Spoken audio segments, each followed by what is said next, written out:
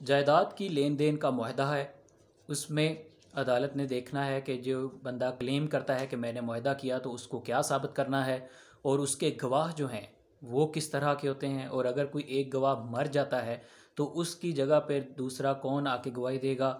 और तीसरी बात ये कि प्रूफ जो है उसके ऊपर जो दस्तखत हैं उनके प्रूफ किस तरह से होने हैं। तो ये जो है इस हवाले से हाई कोर्ट का एक फ़ैसला आया है 2020 CLC 243 पेज पर। तो उस पे अदालत ने कहा कि जो है आपने कहते हैं कि जी आपका मुआहदा हुआ है, तो आपने क्या साबित करना है। आपने साबित करनी है उसकी टर्म्स एंड कंडीशन कि जनाब ये देखें ये वो मुआहदा है, उसका वजूद साबित करना है। तो आपने बताना है कि उसकी ये टर्म्स एंड कंडीशन है, ये मेरा मुआहदा हुआ था और उसमें ये लोग गवाह थे। ठीक है।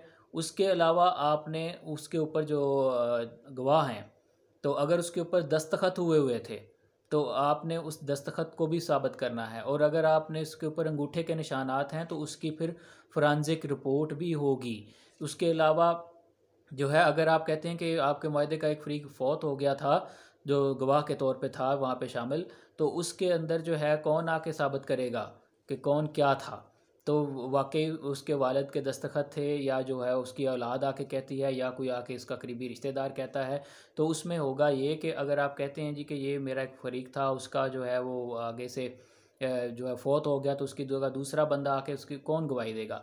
तो वो उसका कोई बेटा या कोई रिश्तेदार आके गवाही देता है तो उससे अदालत क्या पूछेगी। तो अदालत ने करार दिया है कि वो कोई ऐसा क्रेडिबल जो है या कोई एडमिसिबल विटनेस है जो है उसको तसव्वुर नहीं किया जाएगा, उसकी शहादत एडमिसिबल नहीं होती। क्यों नहीं होती? क्योंकि वो एक तो डायरेक्टली इन्वॉल्व नहीं होता। तो दूसरी बात ये है कि वो अगर आपको कह देता है कि जनाब वो ये मेरे ही जो है वालिद के दस्तखत हैं या जो उसके अंगूठे के निशान हैं, तो वो उसकी अंगूठे की फोरेंसिक लेके आए को साबित करे कि तो ये सारा काम जो था मुद्दई ने खुद करना था।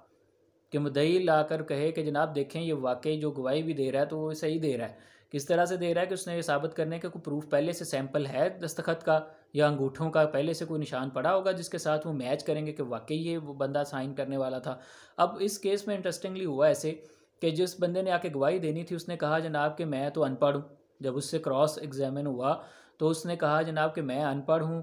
तो उसने कहा दूसरी बात उसने ये कही कि जनाब ये मेरे वालिद हैं, उनके अंगूठे के साइन हैं, और वो अंगूठों के साइन में साथ लिखते थे बकलम खुद। ठीक है, बकलम खुद जो है वहाँ पे लिखा गया। तो उसने कहा जनाब कि ऐसा जो है साबित करें कि वाकई वो किसी और जगह भी बकलम खुद लिखते थे। तो इस तरह की जो बारीकी है वो अदालत इसमें लाजमी तौर पर देखेगी। तो दूसरी बात यह है कि अगर जो है मुद्दई कहता है कि वाकई जनाब ये मुआहदा हुआ था तो उसने इन सारी चीज़ों को साबित करना था।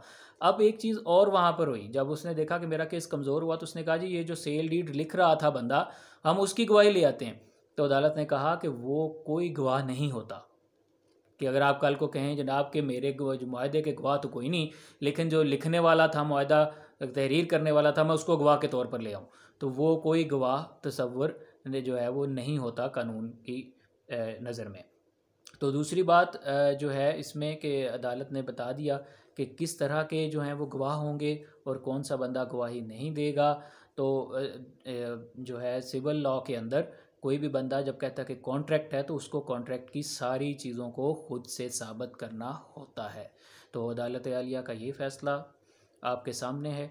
तो वीडियो अगर अच्छी लगे इसको शेयर कीजिएगा, लाइक कीजिएगा, कमेंट कीजिएगा और चैनल को ज़रूर सब्सक्राइब कीजिएगा। Thank you.